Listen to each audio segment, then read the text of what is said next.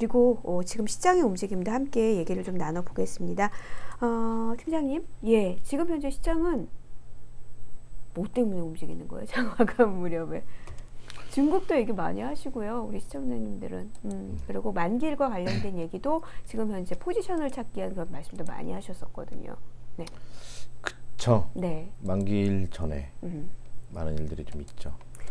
우리나라 증시는 대체적으로 미중무역 협상에 힘입어 상승 출발합니다. 네. 그런데 외국인이 대규모 선물 매도를 내놓으면서 그렇죠. 결국은 하락 전환을 하죠. 근데 문제는 이 영향도 특히 중국 증시가 낙폭을 좀 확대합니다. 지금 현재 다시 1% 넘어섰는데 이런 식의 흐름, 중국이 1% 넘게 하락한 요인들, 이거 좀 지켜봐야 됩니다. 뭐냐면 중국의 하락한 요인들을 보면 대형주 위주로 외국인의 매물이 출회되고 있어요.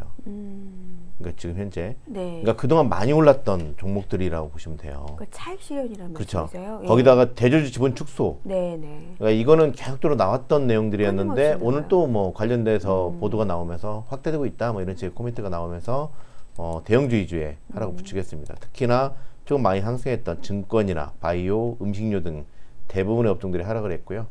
반대로 자동차라든지 2차 전지, 자율주행차 등은 상승을 합니다. 상승을 하는 요인은 일부 이제 이쪽 안휘 강의 자동차라고 네네. 중국에 이제 토종 그 자동차 회사가 있는데 오늘 이제 로드쇼를 했어요. 네. 그러면서 그 3년 동안 향후에 10여 개 이상의 전기차 모델을 발표할 거다라고 하면서 자동차 업종들이 다 이렇게 상승을 합니다. 네.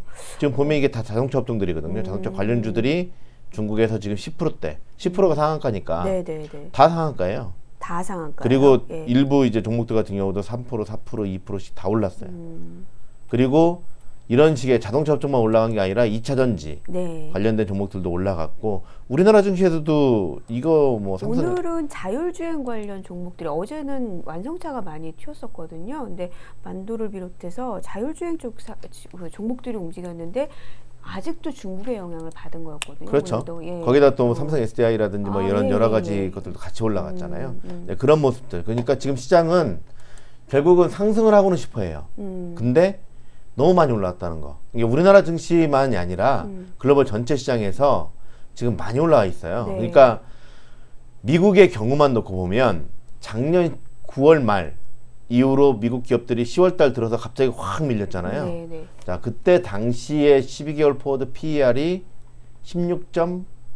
당시 16.8배. 네, 높은 거였는데. 16.8배인데 그때 당시 5년 평균이 16.3배, 4배니까 네, 네, 네. 5년 평균 이상으로 올라갔고 네.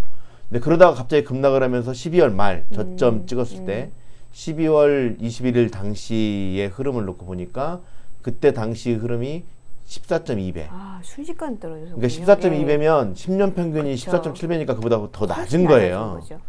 자, 근데 지금 16 미국의 뺐었죠. 예. 그 S&P 500 기업 기준으로 해서 12개월 포드 PER이 몇 배냐면 16.7배. 네, 또 막 거의 그 비슷한 수준까지 올라왔네요. 그 정도 네. 수준까지 올라가 있다 보니까 시장 참여자들 입장에서는 아, 올라간 건 알겠어. 근데 올라간 이유가 뭐였냐?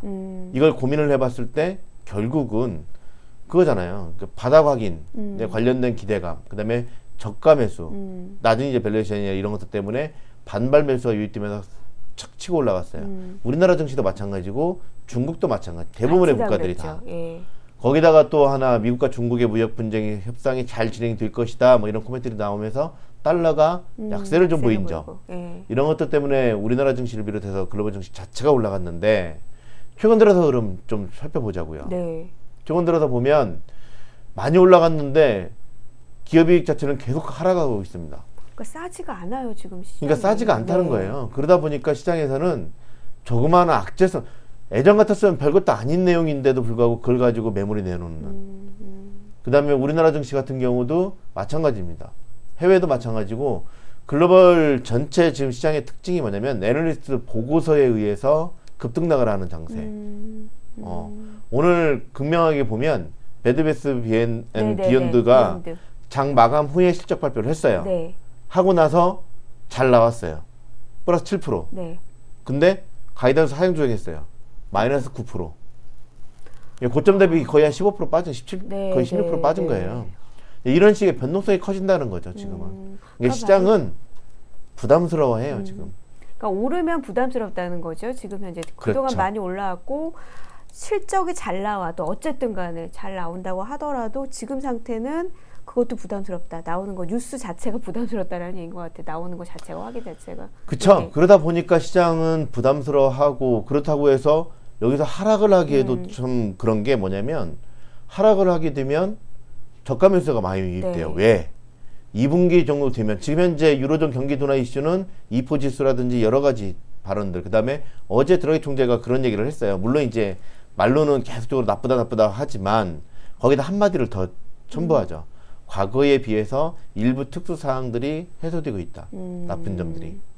그런 부분들. 그렇죠. 근데 그런 부분들은 지금 시장에서는 받아들이지 않는 거죠. 네, 그러면서 대체적으로 보면 유로존 경기에 대한 바닥 이슈가 제기가 되고 있는 상황.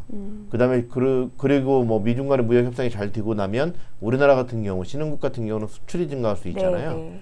그러면 지금 실적 추정치가 하향조정되고 있는 게 2분기 어느 순간에서는 이게 멈출 거라는 거죠. 그러면 여기서 주가가 더 빠질 거냐?